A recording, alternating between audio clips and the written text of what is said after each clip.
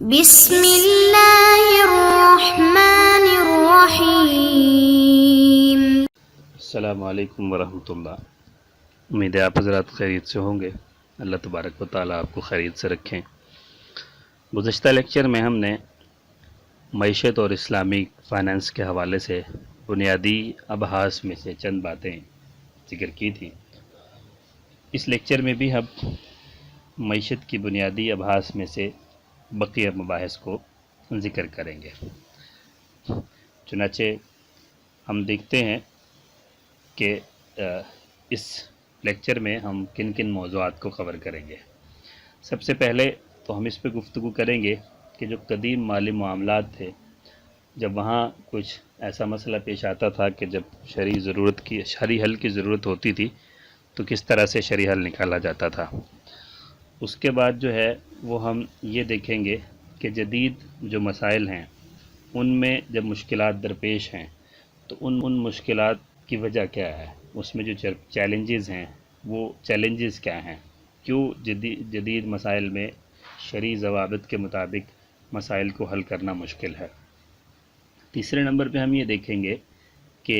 شرعی ضوابط کے تحت حل کرنے کی ضرورت کیوں ہے، یعنی یہ بات ہی کیوں کہی جاتی ہے کہ اپنے معاملات کو شرعی اصولوں کے مطابق ادا کیا جائے۔ چوتھے نمبر پہ ہم یہ دیکھیں گے کہ بطور مسلمان ہمارا فریضہ کیا بنتا ہے، قومی اور ملی فریضہ، کہ ہم کس طرح سے ایک اسلامی معاشی نظام میں اپنا کردار ادا کر سکتے ہیں۔ اس سلائیڈ میں ہم اس بات کا جائزہ لیں گے کہ کس طرح سے اسلامی معاشی نظام نے پرورش پائی ہے، یعنی نبی اکرم صلی اللہ علیہ وسلم سے لے کر ہمارے آج کے زمانے تک کیسے اسلامی معاشی نظام بنا ہے اور کس طرح ابھی تک زندہ رہا ہے۔ چنانچہ اس سے پہلے ایک بات کو سمجھ لینا چاہیے کہ جس طرح دنیا میں سب سے پہلے اصول اور ضابطے بنتے ہیں، پالیسی بنتی ہے، پھر اس کے بعد اس کا مینول، اس کا SOP بنتا ہے کہ طریقہ کار بنتا ہے کہ کس طرح سے وہ اصول نافذ ہوگا، عمل میں آئے گا، اور پھر اس کے بعد اس کے اوپر عمل کیا جاتا ہے۔ اسی طرح اسلام کا جو معاشی نظام ہے اس نے بھی پرورش پائی ہے۔ چنانچہ حضرت صلی اللہ علیہ وسلم کے دور سے لے کے آج تک مختلف ادوار میں جو ہے فقہ کو ایک خاص عروج حاصل رہا ہے،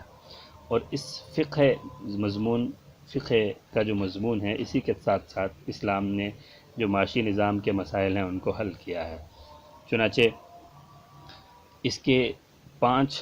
دور اور 5 ایجز میں اس کو تقسیم کیا جاتا ہے۔ سب سے پہلا جو دور ہے وہ نبی اکرم صلی اللہ علیہ وسلم کا دور ہے، جسے پہلا دور یا دور نبوی کہا جاتا ہے، جو کہ 10 ہجری تک کا دور ہے۔ یعنی یہ وہ دور ہے جس میں خالق کائنات نے، جس میں معاشی نظام کو پیدا کرنے والے نے براہ راست اسلامی معاشی نظام کی پالیسی نبی اکرم صلی اللہ علیہ وسلم پر اتاری، یا پھر آپ علیہ الصلوۃ والسلام نے اپنے فرمان، اپنے ارشادات کے ذریعے اس کی تفصیل دہرائی۔ اس کے بعد پھر دوسرا دور ہے جس کے اندر صحابہ کرام نے، اولین جو صحابہ کرام، جو کبار صحابہ کرام تھے، انہوں نے جو ہے اس دور میں اپنا کردار ادا کیا، اسلامی معاشی نظام میں اپنا کردار ادا کیا، یعنی اللہ کے نبی صلی اللہ علیہ وسلم کی پالیسی کے مطابق SOPs بنائے اور یہ سکھایا، یہ دکھایا کہ کس طرح سے اللہ کے نبی صلی اللہ علیہ وسلم کی جو ہدایات ہیں، معاشی ہدایات، ان پر عمل کیا جائے گا۔ چنانچہ ہم سب جانتے ہیں کہ کیسے نبی اکرم صلی اللہ علیہ وسلم کے بعد حضرت عمر فاروق رضی اللہ تعالیٰ عنہ کے دور میں جو ہے وہ معاشی اصلاحات ہوئیں، کس طرح سے جو ہے وہ اللہ تعالیٰ نے مسلمانوں کو فتوحات عطا فرمائیں، اور اسی حساب سے جو ہے اللہ کے نبی صلی اللہ علیہ وسلم کے زمانے کے بعد حضرت عمر نے ایسی اصلاحات قائم فرمائیں کہ جو آج تک زندہ ہیں، اور باقاعدہ یورپین کنٹریز کے اندر یا جدید جو معیشت نظام ہیں یا جدید جو ممالک ہیں ان میں باقاعدہ عمرہ موجود ہے جو کہ آج بھی رہنمائی فراہم کرتا ہے۔ تیسرا جو دور ہے جسے دوسری صدی کے شروع سے ہو کر جو ہے وہ جو 41ویں ہجری کے بعد سے لے کے جو ہے وہ دوسری صدی کے شروع تک جو ہے وہ جاتا ہے۔ یہ دور جو ہے یہ صغار صحابہ کرام کا دور ہے۔ اس دور میں جیسے یہ دور دراصل دوسرے دور کی تکمیل کا دور ہے، یعنی جہاں پہ صحابہ کرام نے جو بعد کے صحابہ تھے، جو آپ علیہ السلام کے زمانے میں ینگ تھے، انہوں نے جو دوسرا دور ہے اس کی تکمیل کی، یعنی جو ایس او پیز جو مینول بنے ان کو عملاً نافذ کرنے میں کردار ادا کیا۔ یہیں سے پھر تابعین کرام کا دور بھی شروع ہو جاتا ہے کہ جس میں سعید ابن مسیب رحمہ اللہ، حضرت حسن بصری رحمہ اللہ، اور آخری دور میں حضرت امام مالک، امام ابو حنیفہ رحمہ اللہ، ان لوگوں نے جو ہے وہ اپنا کردار ادا کیا۔ چوتھا جو دور ہے یہ چوتھی صدی کے نصف سے لے کے دوسری صدی کے شروع سے لے کے چوتھی صدی کے نصف تک کا دور کہلاتا ہے۔ یہ دور فقہائے اربعہ کا دور ہے۔ یہ وہ دور ہے جس میں اسلامی معاشی اصول و ضوابط اپنے عروج کو پہنچے۔ یہی وہ دور ہے جس میں امام ابو حنیفہ رحمہ اللہ کا عروج ہوا۔ یہی وہ دور ہے جس میں امام ابو یوسف آئے، امام محمد آئے، امام غزالی آئے، امام احمد بن حنبل آئے، اور یعنی وہ جملہ امام آئے جن کی فقہیں جو ہے وہ مشہور نہیں ہوئی۔ یہ صحیح فقہا کا دور تھا۔ چنانچہ اسی دور میں جو بھی جدید مسائل اس وقت ہوتے تھے اور اس وقت موجود تھے یا موجود ہو سکتے تھے، ان سب کے مسائل، ان کے سب کے حوالے سے شرعی اصول و ضوابط مرتب کیے گئے۔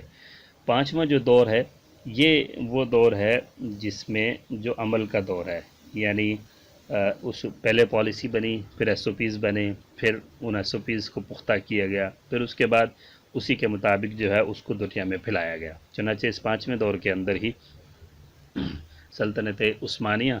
قائم ہوئی اور عرصہ دراز تک وہ 2/3 دنیا پہ قائم رہی، اور اس میں اسلامی معاشی نظام جو ہے وہ چلتا رہا۔ تو اس طرح سے اسلامی معاشی نظام نے نشو و نما پائی ہے، اور آج تک جو اسلامی معاشی نظام زندہ ہے وہ اس لیے ہے کہ اس کی ہسٹری ایک شاندار اور عظیم الشان ہے، اور اس کی جو پالیسی ہے وہ من جانب انسان نہیں ہے، انسان کی طرف سے نہیں ہے، بلکہ وہ اللہ تبارک و تعالیٰ کی طرف سے ہے۔ اس سلائیڈ میں ہم یہ دیکھیں گے کہ جدید مسائل کو اسلامی اصولوں کے مطابق حل کرنے میں جو مشکلات ہیں اور جو چیلنجز ہیں وہ کیا کیا ہیں۔ چنانچہ سب سے بڑا چیلنج وہ یہ ہے کہ دنیا بھر میں ایک غیر اسلامی معاشی نظام موجود ہے، یعنی جس کا اس وقت دنیا میں پورا ہولڈ ہے، وہ اسلامی اصولوں کے مطابق نہیں ہے۔ چنانچہ اگر آپ کو دنیا میں رہنا ہے اور دنیا میں رہتے ہوئے ترقی کرنی ہے تو آپ کو اس معاشی نظام کے ساتھ ساتھ چلنا ہے۔ اس لیے اور ایک ایسا جوائنٹ قسم کا اسلامی معاشی نظام ہے کہ اس کے سامنے اگر کوئی چھوٹا معاشی نظام کھڑا ہو تو وہ زیادہ دیر تک کھڑا نہ ہونے پائے، لیکن اس کا یہ مطلب نہیں تھا کہ ہرگز کوششیں ترک کر دی جاتی۔ چنانچہ جو اسلامی معاشی جو ہے وہ اسلامی معاشی نظام کے ماہرین تھے اور فقہاء کرام اور علماء کرام تھے، انہوں نے یہ کوششیں جاری رکھی۔ بہرحال اس کا نتیجہ اب یہ ہے کہ کسی قدر ایک معاشی نظام جو ہے اسلامی اصولوں کے مطابق دنیا میں موجود ہے۔ دوسرا جو بڑا چیلنج ہے وہ یہ کہ پوری دنیا سے الگ تھلگ اثر نو ایک اسلامی معاشی نظام کا قیام وہ مشکل تھا، یعنی اس دنیا کا نظام کو بالکل ہٹا کر اس کی ضد میں ایک نیا نظام کھڑا کر دینا یہ مشکل امر تھا۔ چنانچہ اس میں کیا یہ گیا کہ جو موجودہ نظام تھا اس میں شرعی خرابیوں کی نشاندہی کی گئی، اور ان نشان زدہ خرابیوں کو شرعی اصولوں کے مطابق درست جو ہے وہ چیزوں سے بدلا گیا، اور اس طرح سے اسلامی طریقے کے مطابق اصلاحات کر کے ایک اسلامی معاشی نظام جو ہے وہ ترتیب دیا گیا۔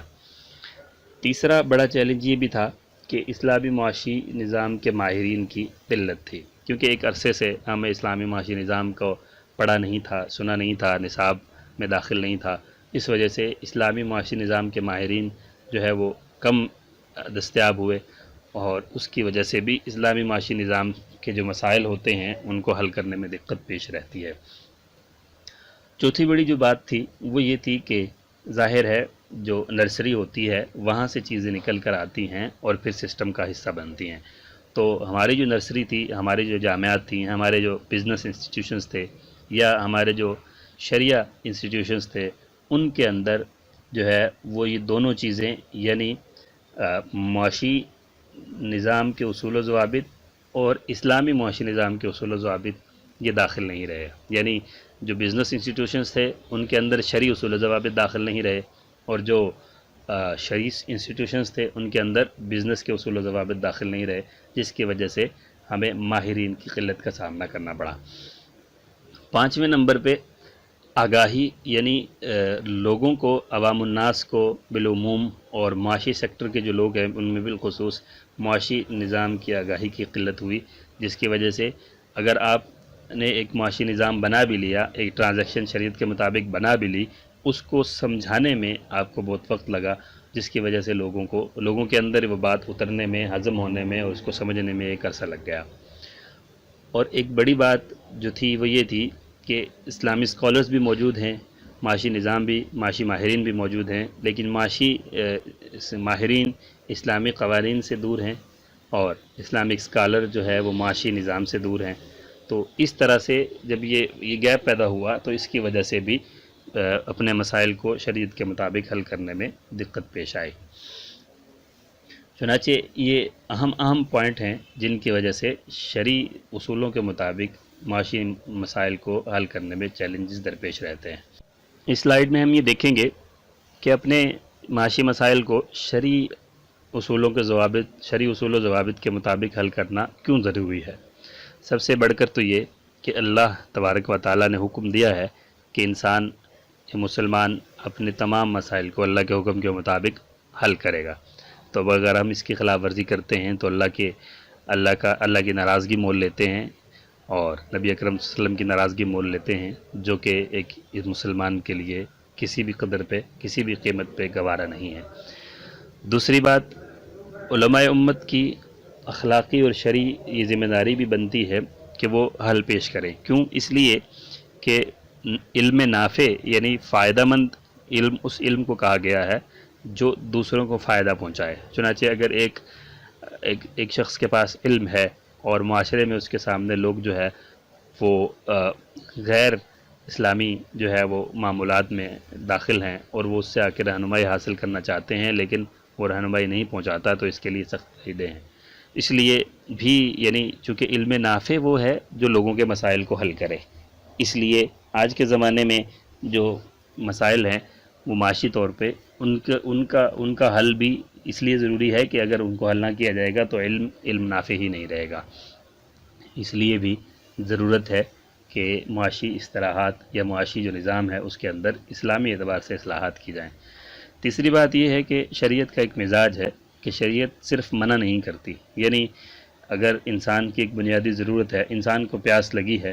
تو شریعت نے یہ ضرور بتایا ہے کہ تم نے شراب نہیں پینی، تم نے یہ چیزیں نہیں کرنی، اس کی بجائے تم نے پانی پینا ہے، تم نے مشروبات پینے ہیں، تم نے جوس پینا ہے. تو یہ شریعت کا مزاج ہے کہ شریعت صرف منع نہیں کرتی بلکہ شریعت منع کرنے کے بعد اس کو پورا کرنے کا جائز طریقہ بھی بتاتی ہے. تو یہ بھی ہمیں اس بات کی طرف راغب کرتا ہے کہ معاشی جو نظام ہے اس کے اندر اسلامی اصولوں کے مطابق اس کے مسائل کو حل کیا جائے. اور چوتھی اس کے ضروری ہونے کی وجہ یہ ہے کہ اگر امت مسلمہ کی ترقی اور امت مسلمہ کا عروج بہرحال ہر انسان پر، ہر مسلمان پر اس کی حیثیت کے اندر جو ہے وہ لازم بنتا ہے، تو اور آج کے زمانے میں معاشی نظام ایک ایسی اہم ضرورت ہے جس کی وجہ سے کسی بھی قوم کا، امت کا، ملت کا عروج نہیں ہو سکتا. اس لیے ہر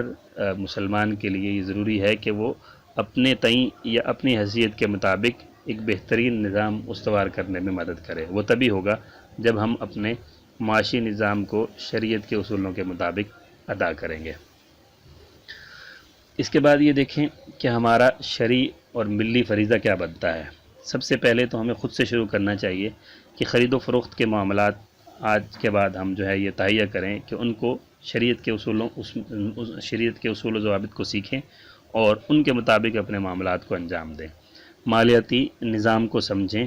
اور اس میں اگر ہم کوئی کردار ادا کر سکتے ہیں تو کریں. تیسری بات یہ غیر شرعی معلومات کے بعد ہمیں معلوم ہو جاتا ہے کہ یہ معاملہ غیر شرعی ہے تو اسے مکمل اجتناب کریں، بھلے ہمیں اسے نقصان ہی کیوں نہ اٹھانا پڑے۔ لیکن ایسا ممکن نہیں ہے کہ اگر آپ غیر شرعی معاملہ کریں تو آپ کو نقصان اٹھانا پڑے، بلکہ آپ کو کوشش کر کے اس کا شرعی طریقے سے حل نکال کر اس کو اس طرح سے عمل کرنے میں کوئی نقصان نہیں رہے گا۔ چوتھی چیز اس میں یہ ہے کہ شریعت کے مطابق تمام معاملات آج ہی سے ان کا آغاز کریں۔ اگر ہم اس میں لیت و لال سے کام لیتے رہے اور اس کو تاخیر کا شکار کرتے رہے تو اسی طرح سے تاخیر ہوتی رہے گی۔ اور پانچویں چیز یہ ہے کہ صدقہ جاریہ کے طور پر درست معلومات جب ہمیں معلوم ہوں تو ان کو شیئر کریں اور دوسروں تک پہنچائیں، تاکہ جو ہے دوسرے بھی اس نظام سے مستفید ہو سکیں اور اپنے آپ کو شریعت کے اصولوں کے مطابق چلا سکیں۔ تو یہ تبھی ممکن ہوگا جب ہم اس طرح سے معلومات حاصل کریں گے، اور اسی طرح ہم امین اور جو ہے صادق اور امین تاجروں کی صف میں شامل ہو سکتے ہیں۔ آپ حضرات کا بہت شکریہ، جزاکم اللہ تعالی خیر۔